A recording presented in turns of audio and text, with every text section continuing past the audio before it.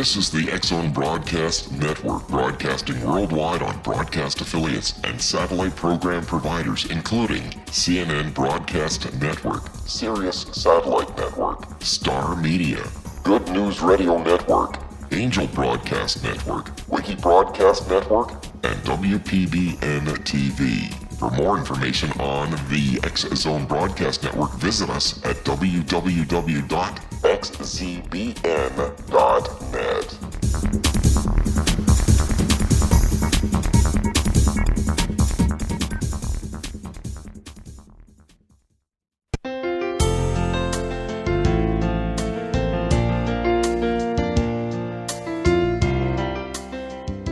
Hi, everybody. Thank you so much for joining us today. If your stress is a mess, you definitely need to listen to this show.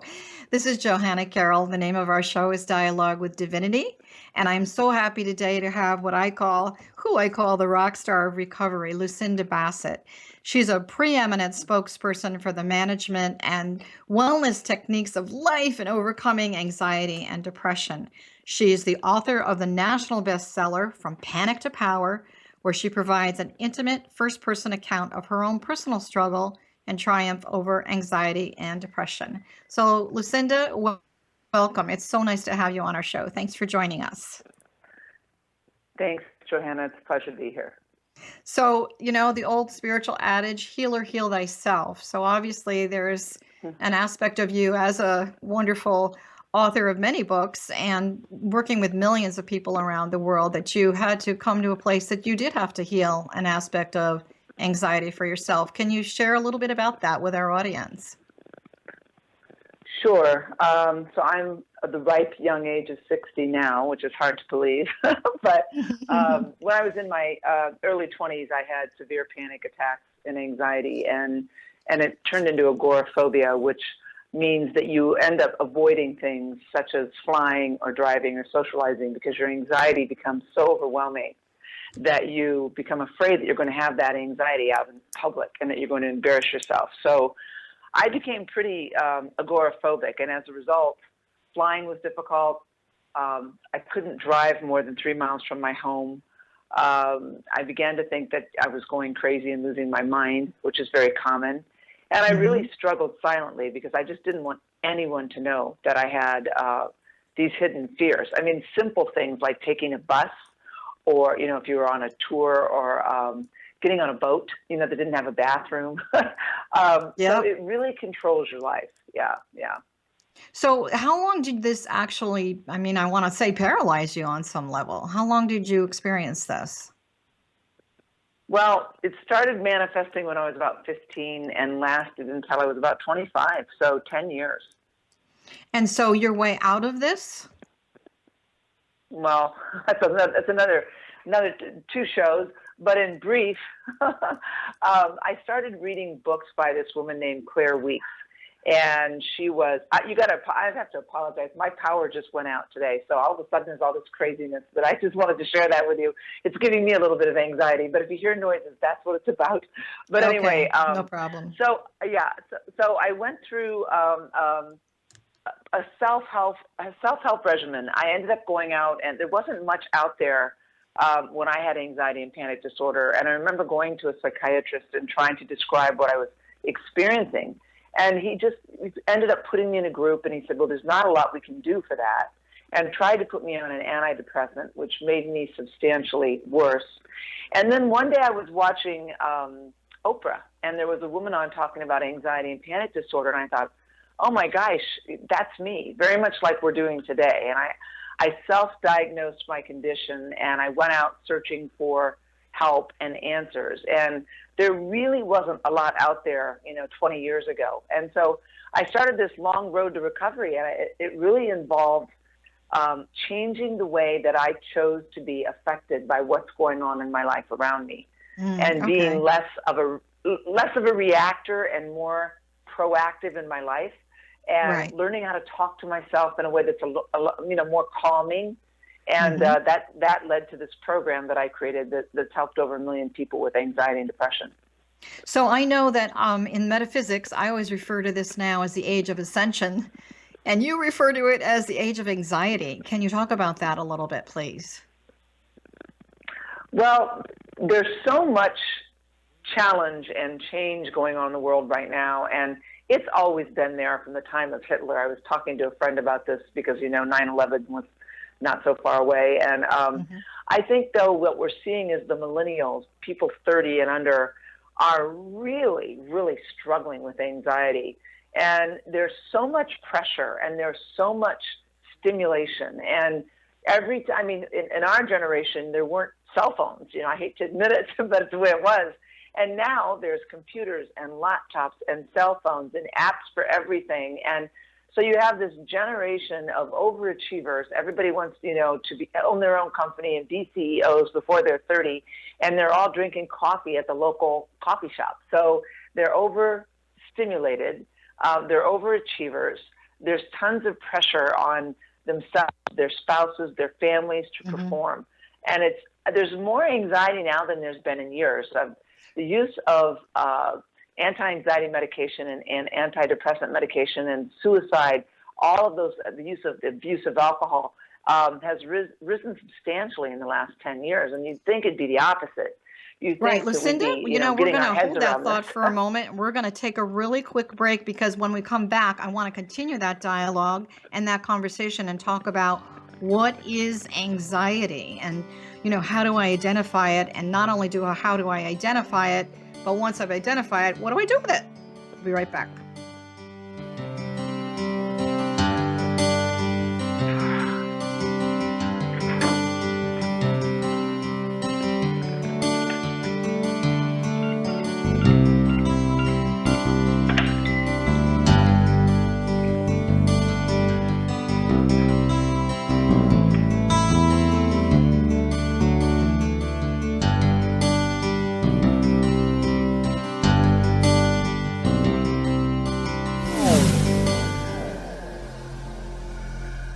This is Kevin Randall. For nearly 30 years, I have been investigating the case of the Roswell UFO. I have interviewed hundreds of people and stood on the crash site. Now in Roswell in the 21st century, I have reviewed dozens of hours of audio and videotaped interviews, examined hundreds of files that relate to the crash, and have returned to Roswell in an attempt to put all that information into the proper perspective. For the first time in Roswell in the 21st century, I have made a dispassionate reevaluation of all that material and provide a new look at what happened. This is a book that clears away all the clutter that has hidden the truth for so long, strips away the various lies that surround the case, exposes the Air Force attempts at cover-up, and found a core of solid information that tells us all where the case stands today. Roswell in the 21st century will be available in just a few weeks. For more information, please visit my website at www.kevinrandall.blogspot.com.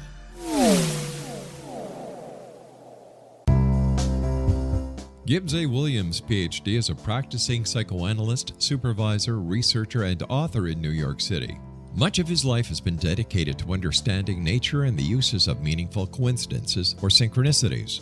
His radical and original non-Jungian, non-mystical, non-magical theory of synchronicities illuminates much of the fog surrounding this challenging and perplexing topic. His ideas and manners are fresh, presented in a style that is both entertaining and highly informative. He is also an expert on crisis intervention, specially focused on violence reduction for the police and citizens, mastering anxiety, frustration, and stress without the use of medication, and effectively preventing and treating heroin addiction. Dr. Williams can be contacted at his email address at gwwilliamsny11@aol.com or visit his website at www.drgibbswilliams.com.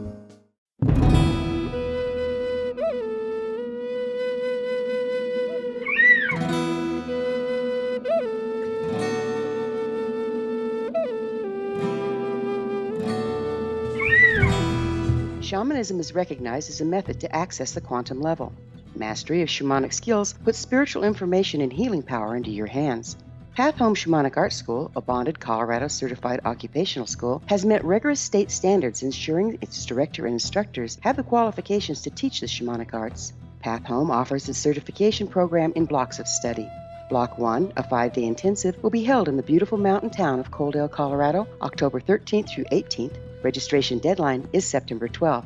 Experience journey trance, power animals, helping spirits, sacred space, and life purpose. Come discover your power. Join me, Gwilda Wiyaka, in the magical world of shamanism. Call 303-775-3431 or visit findyourpathhome.com.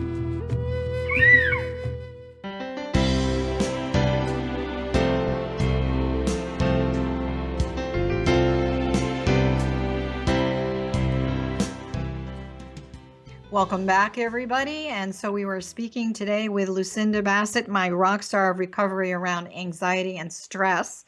And so, Lucinda, we were talking about the millennials before. It's an interesting generation looking at them. They do have an awful lot of pressure and they do have a lot of stress. And I'm wondering, is it systemically created or is it just the world of large, right? You know, what is anxiety for this new generation? Well, I think, first of all, anxiety is a genetic disorder. So the predisposition for anxiety and depression is usually, you can look back and see that you had a father or mother that has issues with anxiety. And so it's not uncommon at all for it to be a genetic disorder. And then, of course, there's a biochemical component. So if you're someone who is easily stimulated, or, there's so many different issues that can be involved. But if you're someone who's drinking a lot of caffeine, if you're drinking, and this is another thing we're seeing with this generation, they're self-medicating, believe it or not, with alcohol and prescription medication. So this generation, even though they're extremely health-oriented, they're also very, they're very prone to self-medicate because they're so overwhelmed and they're so stressed out that they can't cope. And rather than go to a doctor, they'll go to they get together for cocktails after work, and then they get together for wine with dinner, and then they have cocktails after dinner. And it's a really unhealthy mix because they seem to have a lot of pride, this particular generation, and they're overworked and they are unwilling to go for help. Our generation is a little more willing to go for help. This particular generation isn't. And they tend to want to think they're eating organic food and out there exercising like crazy, but Right. Then they're filling themselves with, unfortunately, caffeine and alcohol. Why do you think there's this predisposition to not seeking help? What we're finding in this millennial generation is that a lot of, I would say, and I kind of want to say it's more about the higher educated, the well-educated 30-year-olds, 26-year-olds, and they're out there competing there's so much competition in the world. You go out to get a job now if you're 25, 26 years old, and it's not uncommon for there to be, you're up against, 30 people for one job, and you go through 10 interviews. Very, very highly competitive world. And so I think a lot of it is they're just afraid that somewhere down the road, it's going to hurt them. It's going to make them look weak. They're going to look like they've seen a therapist or they've gotten help or they're dependent on a medication. And so they're just very private, and they're more reluctant to seek help. They, as I said, it's just a generation of a strong need to be in control and to have this perception of being in control. It's really funny. If you go to these meetings with some of these people, and I do a lot of seminars for people with anxiety and depression and stress, and this generation tends to put on a persona that no matter what happens, they're always calm, always together, always got everything handled. And you and I both know no one has that kind of life. We all have stress. We all have I want to anxiety. share something with you. First of all, I remember one of my father's favorite saying is, your mother's not happy unless she's worrying about something.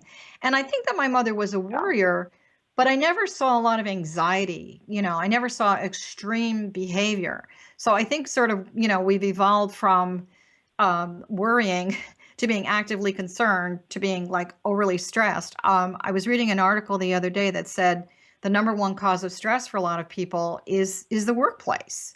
And so, are there unrealistic pressures that corporate America and just, the world at large, the world of work at large is putting on society? Too many expectations. Well, I think that, and if we go back to any generation, but it's so funny because our generation, I'm speaking of I'm 60. It is the new 50. It's like we can't even retire comfortably at 60 anymore. It's unfortunate, but so many people can't afford to retire at 60, and it's just, and you see all these 60-year-olds out there working now, where they used to retire 60, 65 years old. People aren't doing that. They're going back to work. They're reinventing themselves. It's not necessarily a bad thing, but the pressure to retire is different than it used to be. And people live bigger lives than they used to. Everybody's got 2 cars and 3 TVs and 2 computers. And there's this keeping up with the Joneses now, because just for example, if you have a 25-year-old or a 23-year-old, go on Facebook.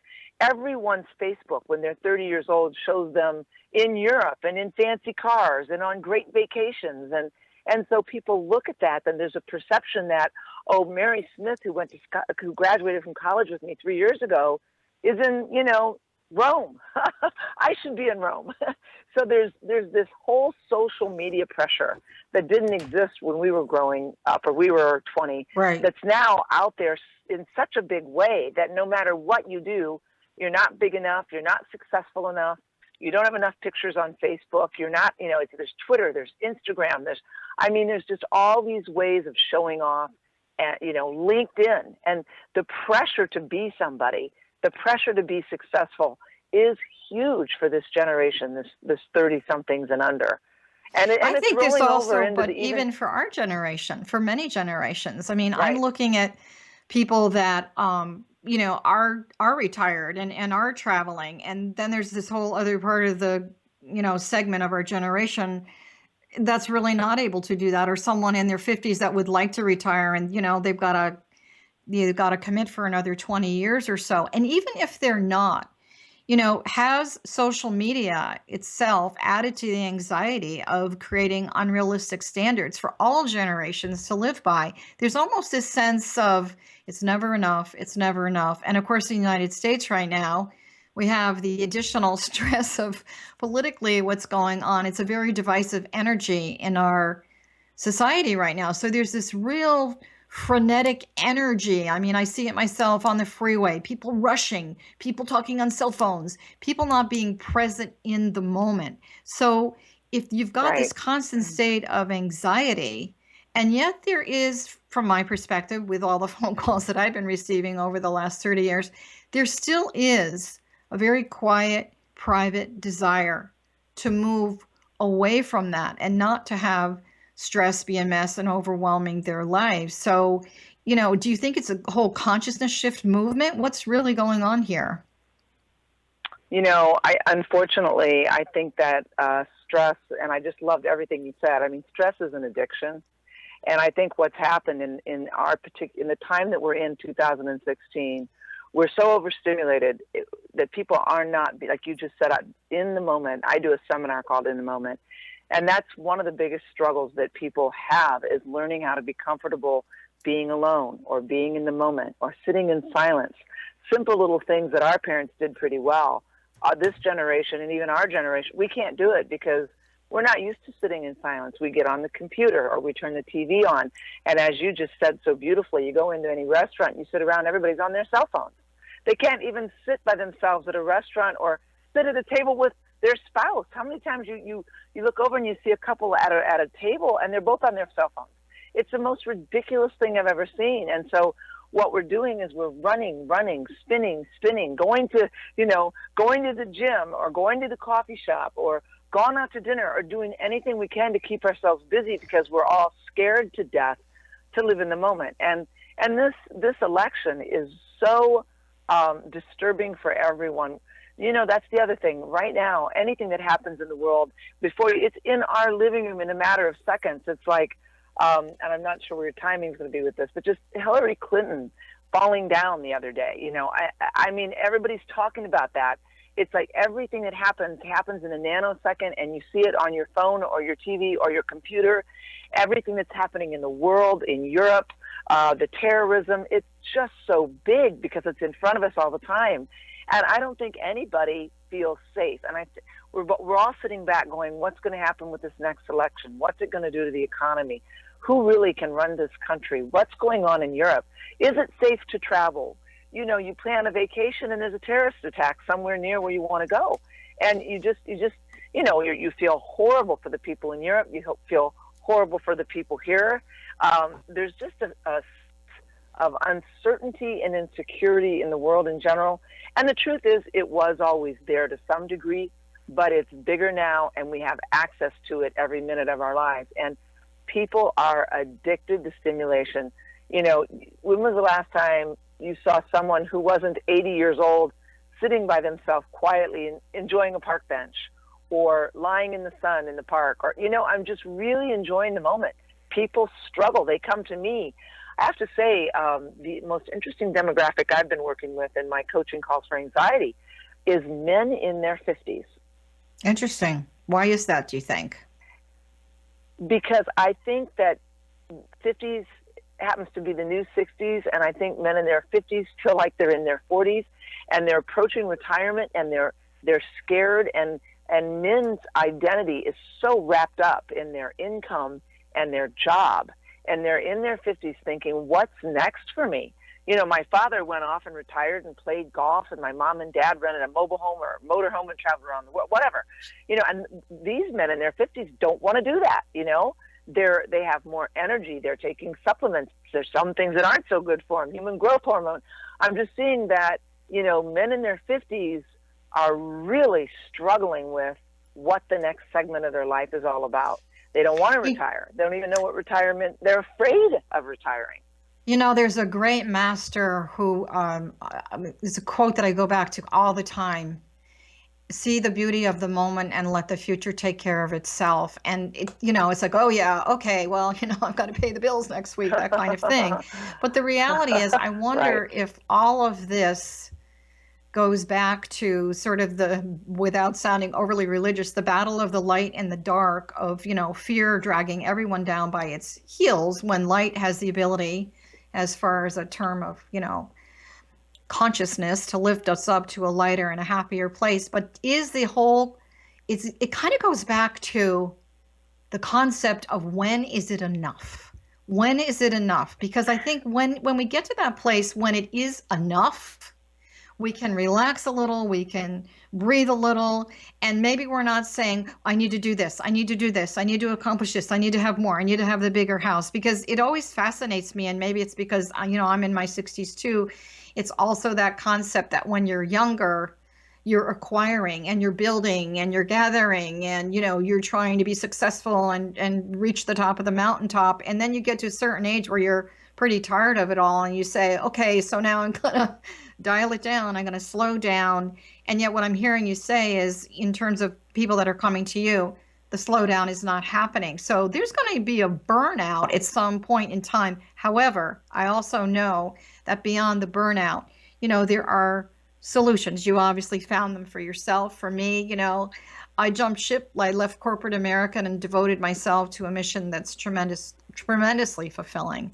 And so the way we all handle stress, as you said, well, I want to go back to the statement, it's biochemical. And I think that, you know, I really want to talk about the solutions to this biochemical addiction that seems to be extremely prevalent, not just in the United States, but the world at large. You know, there's like this big push on everybody to hold us down. You know, is that, you know, intentional? How do we work with it on an individual basis? So one tool that I do want to give people that are listening right now is, and I'm sure Lucinda will support this in her solutions, is to take a look at what really belongs to you on a personal level that you really in the moment have to deal with. To take a look at what belongs to the universe and the world that, quite frankly, on some level, you really do not have control of, and what belongs to someone else. And we will be right back.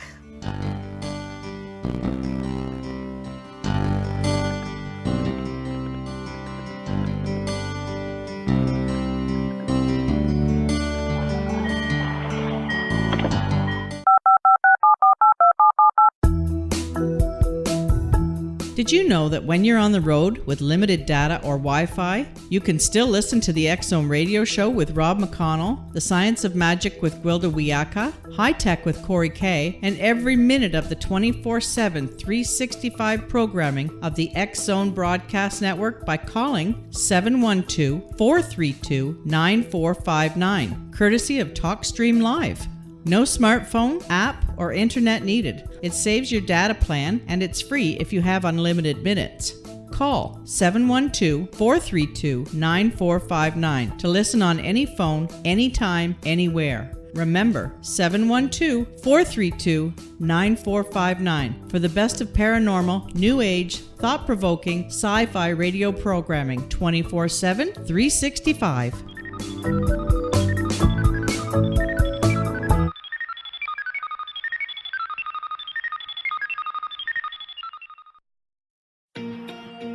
Wouldn't you love to know the secret to everything? Well then, meet Dr. Kimberly McGeorge and her cutting-edge breakthrough knowledge that combines science with possibility. Dr. Kimberly brings real-life answers and healing to those open to alternative solutions. She teaches solution-based programs and classes that will change all areas of your life forever. Specializing in conscious creation, intuitive readings, and energy medicine, you can rapidly shift health, relationships, business, and money and abundance challenges quickly. Receive her best-selling book, Secret to Everything, at no cost by going to secrettoeverything.com/X-Zone. That's right, transformation can start now. Just go to secrettoeverything.com/X-Zone and receive Dr. Kimberly's book for free.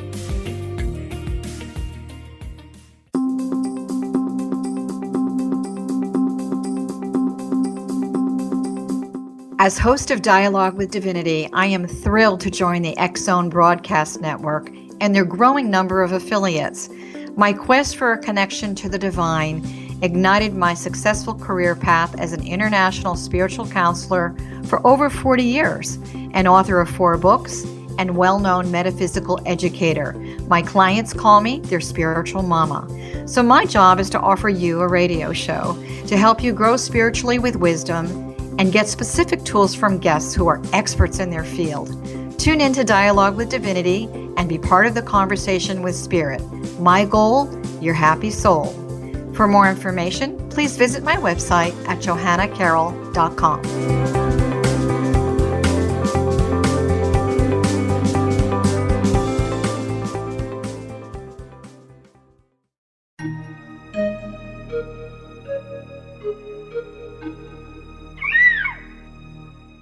While science pursues fact, magic accesses the quantum level, bridging random facts to form truth.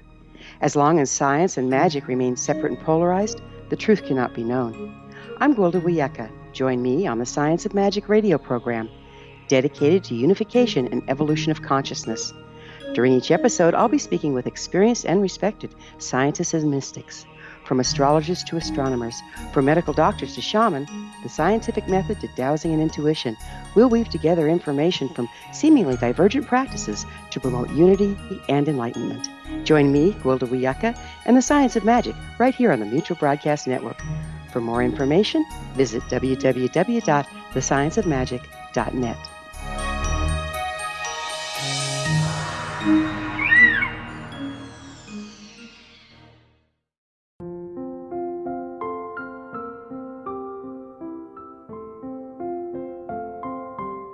I am Dr. Carl O'Helvey, founder, president of a new cancer foundation focusing on evidence-based physical, mental, and spiritual interventions, including natural cancer cures, prayer, meditation, affirmations, nutrition, and other related holistic cancer prevention and cure modalities.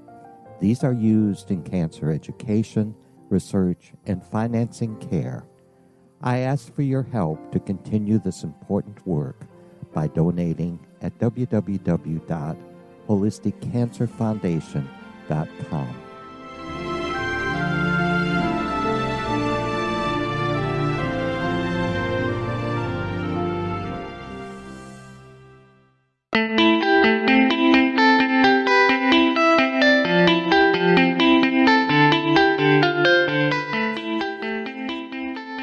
Everybody, and welcome back. We are here today with Lucinda Bassett, our expert and rock star of helping people with anxiety and depression. So before the break, we were talking about this whole concept of a genetic deposition, and just, that this is really brain chemistry that we're talking about, and it's an addiction. And you think that it comes from genetics. So if you've got it programmed in your cells, Lucinda, there's got to be a way to deprogramming it with all this information and technology that we have today. In terms of the solution, okay, so we were talking about staying in the present moment, focusing on what belongs exclusively to me, letting the world on some level take care of itself. And if it is affecting me, how do I handle that? And stuff that belongs to other people, try not to have an emotional knee-jerk reaction about that. So what are the solutions you're offering, your coaching and your seminars and all that? How are you really helping people? What advice can you give them today? Well, I think one of the most important things is if you feel you have a problem with anxiety or depression, you probably do. And the other thing is, don't be afraid to reach out and get help for it, because there is help. And medication for anxiety and depression, I'm not big on it, but if you're really struggling with depression, don't struggle. Medication can be very useful when it's used properly and you're working with a doctor. And it can be really, really useful when you're an obsessive worrier, an obsessive thinker. And if you're really struggling with, feeling down and unmotivated and feeling isolated and lonely. And so a huge piece of the puzzle is to recognize that you're struggling. So that's number one. And then number two, just kind of look around at your life and say, what am I doing that I'm not taking care of myself? Because one thing, Johanna, people know what they're doing. They know if they're drinking too much. They know if they're smoking cigarettes. They know if they're not working out. They know if they're a worrier or an overreactor. They know if they're not sleeping well. They know if they're drinking too much caffeine or if they're eating junk. And you might say, well, what's that have to do with it? Well, it has everything to do with it, because when you talk about biochemical reactions in the body, so much of that is stimulated by what you put in your body. So if you're someone who's prone genetically, let's just say you had an anxious mother, or let's say you had a mother, just like you said, my mother would say, well, I don't have anything to worry about. That worries me. Okay. Well, then you're probably genetically prone to worry. Or if you had a father who, drank a lot of alcohol and took Valium, then your father probably managed his anxiety with medication and alcohol. So if you look at your family history and you say, you know what, my dad drank too much, my mom took, for a lot of the millennials, they'll look at their mothers and say, my mom took, tranquilizers, my mom took Valium, whatever it was. So if you know that you have this predisposition toward anxiety and or depression, or probably both, then that is your, red flag to really take care of yourself. How do we do that? First and foremost, watch what you eat. Stay away from caffeine, at least cut down. And we're talking about Coke, coffee, iced tea. Excedrin has stimulants in it. Read the labels, Really cut back on your alcohol intake, because alcohol is a depressant.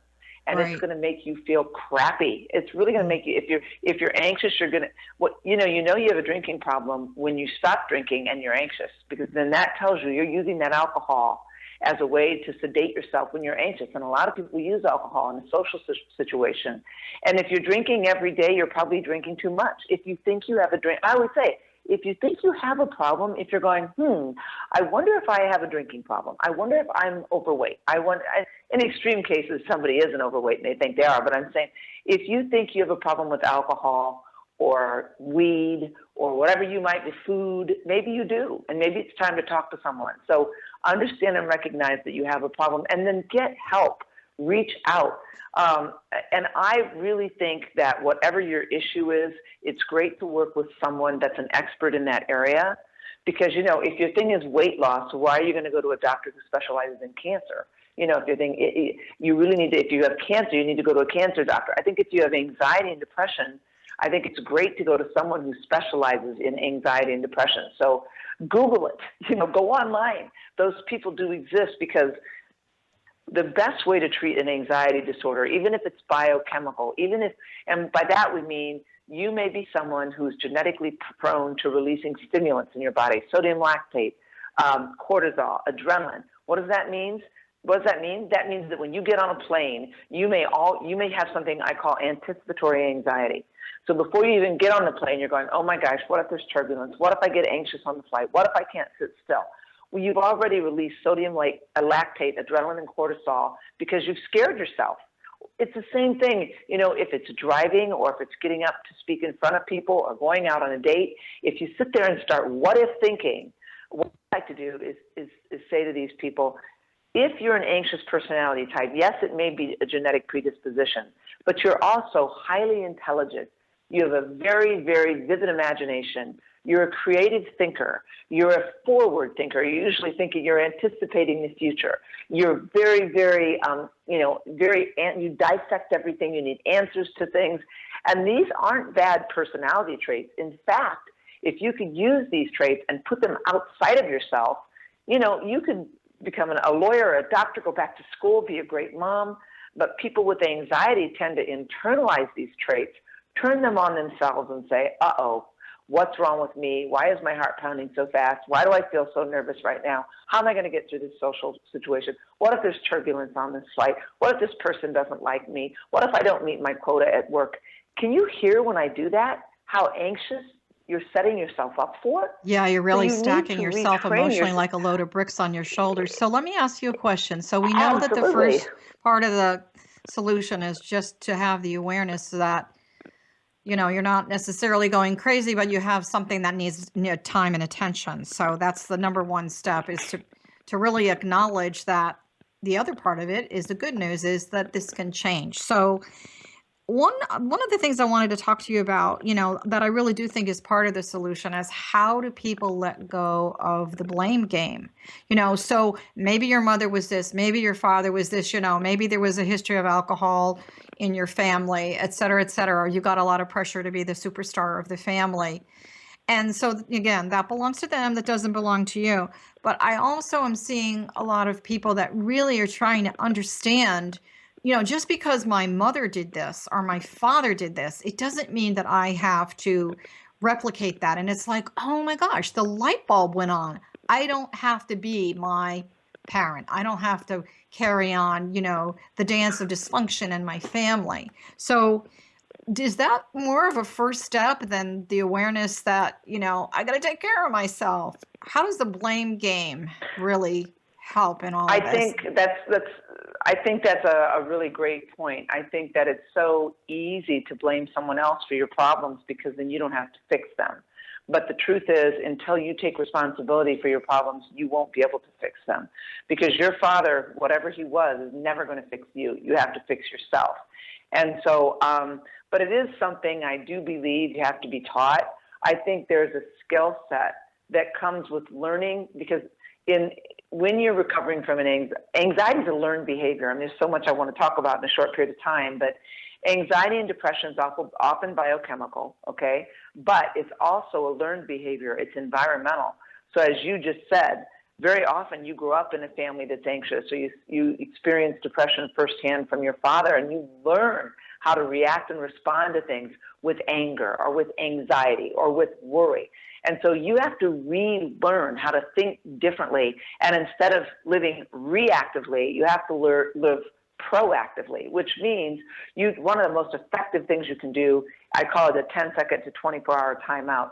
It's where you step back and you say, okay, this is a situation that I would normally overreact to, and I would overthink, and I would maybe get anxious or angry. And instead, I'm going to step back and take a 10-second to 24-hour timeout. And I want to react in a way that's going to be healthy and good for me and good for everybody around me. And that's a choice that you make in a split second. And that's a skill that needs to be learned, unfortunately, but it's very, very learnable. But what I was going to say is, the good news about anxiety disorder, it's one of the easiest disorders to treat if you treat it the right way. But it's like anything else. If I said, Johanna, would you come with me to Paris? I'm going to be doing a seminar on anxiety, and would you be my translator and speak fluent French? I'll give you $10,000. What would you say? I'd say yes. I would say yes, even though my French is limited. So you asked me a direct question, Lucinda. I'm giving you a real answer. Good. But the average person, they'd really have to think about that, I think. Well, the average person would say, gee, I'd love the money, but I don't speak French. And I would say, well, why don't you speak French? And they'd say, because I've never studied French. I would say, well, it's like, you couldn't sit down and play Beethoven right now on my piano if I said, I'll give you $5,000 to play Beethoven, if you've never studied the piano. How is it you think that you can overcome something as debilitating and something that you've taken 25 years to learn how to get really good at, something like anxiety, without any skill set. And that's why people flounder around like fish and run for the caffeine and the alcohol and, the religion, wherever they can find, because no one ever sat down with them and said, well, you were just going there. Okay, A, take responsibility for this. B, recognize it's anxiety and depression. C, understand that it's probably genetic. Look at your mom, your dad, your grandma. Did any of them have it? D, now how can you learn to be a proactive person and an underreactor instead of an overreactor? And E, what steps can you take right now so that you're not a negative person. In fact, you're, a proactive, positive person so that you can calm yourself down in any situation. And EF, how can you get more comfortable with being in the moment, being comfortable with yourself no matter what, so that you don't have to run for your phone or the computer or, a glass of wine? What can you do to start getting comfortable with living in the moment? Because that is probably one of the hardest things for people in 2016 to do, Johanna, is to set with themselves in the moment and really just be okay with no stimulation. So one of my things that I really like to work with my clients on, very similar path, is how do you go from, living in that external world and unplugging from that and plugging into your soul. So I know your work well enough to know that quiet time and that introspection time, and it's not necessarily psychoanalyzing yourself, it's just getting quiet. We're not used to that. We are not used to just being quiet. So one of the things that I'd like to add to your solution, which I know you already talk about, is, are you spending any time, unplugging from all the electronics and just being out in nature, whether it's going to the beach or just going out in your backyard and leaning against a tree? How are you connecting to the soul? So in terms of that soulful approach, for those of you that are listening that you want to, get to that place, you already recognize that there's a situation here that you want to overcome. What's the next step? How do I unplug from the world and really plug into my soul? And like Lucinda says, by recognizing that it's something that you can do. I mean, that's a very, very positive thing. So, I know that you've got lots of information to share with us in a few minutes about, what you do. I just want to remind everybody that's listening, this is Dialogue with Divinity. We're talking with Lucinda Bassett, and her book, which is phenomenal, is called From Panic to Power. So we're going to be right back in a few minutes and talk more about her book, her coaching program, and what else she has to offer you. So please don't go away.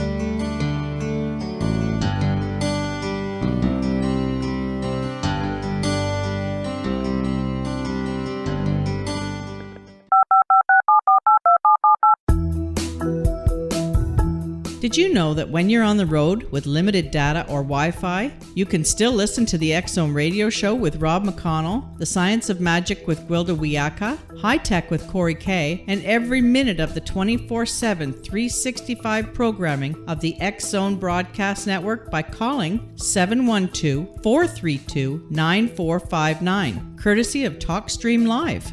No smartphone, app, or internet needed. It saves your data plan, and it's free if you have unlimited minutes.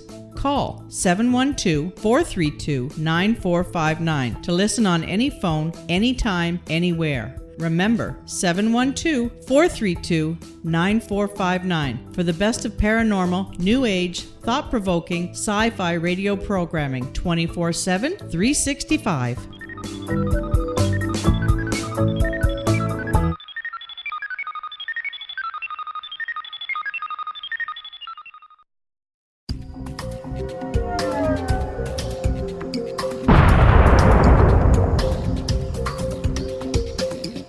Coming soon to the X-Zone Broadcast Network is A Different Perspective with me, Kevin Randall, as your host.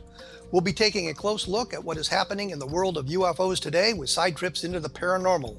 Guests will range from those who are household names to those who have a different perspective on a variety of topics. No topic will be taboo, but there will be tough questions asked as we all search for the truth about UFOs, the paranormal, and those things that excite us. Sometimes we'll agree with a guest and sometimes we won't, but we'll try to keep the program topical. For those of you who like to read, be sure to visit www.kevinrandle.blogspot.com and remember to listen to the other fine programs on the X Zone Broadcast Network at www.xzbn.net.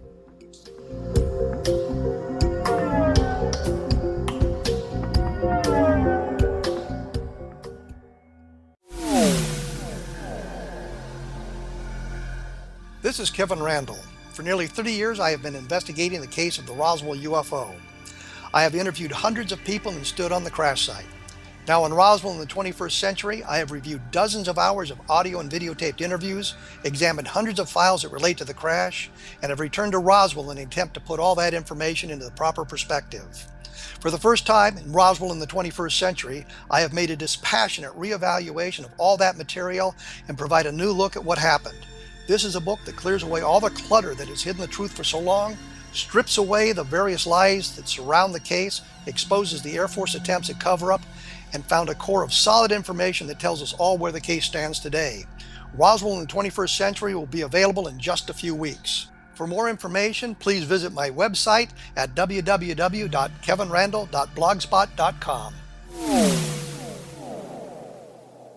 What Happened in Benghazi is revealed by Nicholas Genix, author of Obama, Islam, and Benghazi. He informs the American people that President Obama deceived them by advocating a strong foreign policy prior to the 2012 presidential election, and Hillary Clinton supported this deception. As the title infers, there is a connection between Obama, Islam, and Benghazi.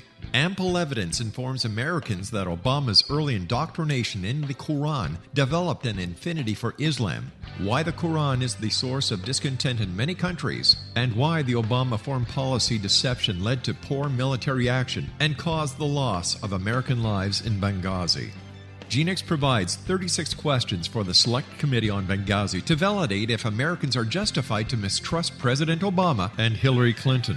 An overview of Obama, Islam, and Benghazi is presented on the website www.futureofgodamen.com. That's www.futureofgodamen.com. Afterlife expert Roberta Grimes was the first one to say that dying can be fun. Now her best-selling book, The Fun of Dying, is available in stores worldwide. So if you wonder whether death ends life, how it feels to die, or what heaven might be like, The Fun of Dying was written for you. And if you have always been afraid of death, or if you worry that your life has no meaning, let The Fun of Dying ease your fears and bring new meaning to your life. Nothing said in The Fun of Dying is based on the teachings of any religion. Instead, Roberta draws on evidence to explain how death happens, how it feels, and what comes next. A lot of the best death-related evidence was produced in the first half of the 20th century. When it is put together with recent discoveries, it tells a consistent and amazing story. Roberta Grimes blogs and answers questions at robertagrimes.com. Her wonderful book, The Fun of Dying, is available on Amazon and at stores worldwide wherever books are sold.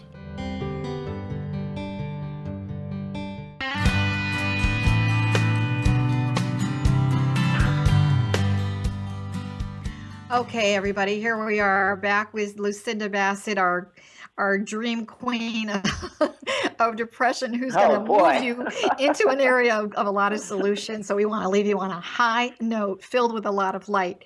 So Lucinda, first of all, I know you've got multiple books, but From Panic to Power, I mean, to me, it's like the Bible for anybody who's really reaching out for help, right? And they can find this book on Amazon.com. Right. Yep. And right. So, yes, correct. Mm-hmm. Besides your book and other books, by the way, she's got great information. And your website is? How would people get in touch with you directly? If you just go, the easiest thing is lucindahelps.com. It's all one, lucindahelps, HELPS.com will take you to my website. And there I offer coaching, and actually the program that I use is called The Solution, which is a book I wrote. And and it's and you keep saying, what's the solution? What's the solution? And Your program so I have a is the 4-week solution. coaching program. Right. I mean, it's an option. I really love what I do. And one of the things I do, if you do go to lucindahelps.com, is I'm offering a free 10-minute call with me to see if it's something that you're interested in, and if you fit, and if you feel like you're a candidate, and if I feel like you're a candidate. So it's kind of fun. That's very generous. So if you you're go to the looking to see website- if you're a match. Yeah. That's wonderful. So you've got multiple books, and From Panic to Power, you've got your 4-week week coaching program, and she is generously offering you a 10-minute free call to see if you guys are a match. So in terms of, you know, we kind of started out with heal or heal thyself. And I really feel that I want to honor you, that this is a mission. Don't you think that this is a mission to really help all these kind of lost souls on the earth right now? And, you know, you see yourself going at it for a long time here, or coming up with, you know, new solutions. I think that the world keeps changing, and I think that there is as much stress and anxiety now as there has ever been before. And I think people absolutely need guidance, and they need people like you and I to help them calm down and slow down and understand that they are self-sabotaging. And people just don't know how to stop. They don't, because there's no roadmap for that. There's no, unfortunately, they should have been given one in high school, and they weren't. And so we get thrown into these high stress jobs. We get thrown into being mothers and fathers and, spouses, and there's so much information. Just when you think there can't be any more, now this whole artificial intelligence thing's coming out. You wait and see where the world's at 10 years from now. It will be even more intense. And I want to use that word intense because that's what it is. And I think it's our job, you and I and people like us. And I feel very blessed to do what I do. I love what I do. I love that I can sit in an hour, help someone really think through what they're doing to themselves and help turn that energy around. And I think the good news is there's such great help out there today, whereas 20 years ago, looking for help, going for help was considered taboo. And now, it's a good thing to go look for help. In fact, it's the right thing. It's the mature thing. It's a healthy thing. And there's a lot of great help out there. I also think that if people can really stop comparing themselves, to kind of go back to that whole social media thing that we were talking about. First of all, let's do a reality check, people. Not everybody's going to Paris for 5 months, Not everybody is driving, a Ferrari. I mean, there's a lot of storytelling on social media. I'm not saying that people are being liars. I am saying, there's a lot of maybe blowing things out of proportion. And maybe people need to do that to convince themselves on some level that there is value and quality to their life. So here's the thing. Part of the solution is to understand that you've got to take ownership. Rob was saying a few minutes ago, to thine own self be true. You've got to be true to yourself. Yeah. Stop comparing yourself to other people. As far as anything that you should be reading, if you have any trepidation at all about, getting help and it's a no-no, start reading From Panic to Power. Consider it to be your new go-to book. Take a highlighter, highlight the heck out of this thing. You can even highlight on Kindle these days, which is amazing to me. So the 4-week coaching program, do people they work with you at a clip of 4 weeks and they come back and work for another 4 weeks? I mean, what do you really accomplish in that first 4 weeks? I think that would be helpful. My new style is very much about setting your intentions, and I put it on a time frame.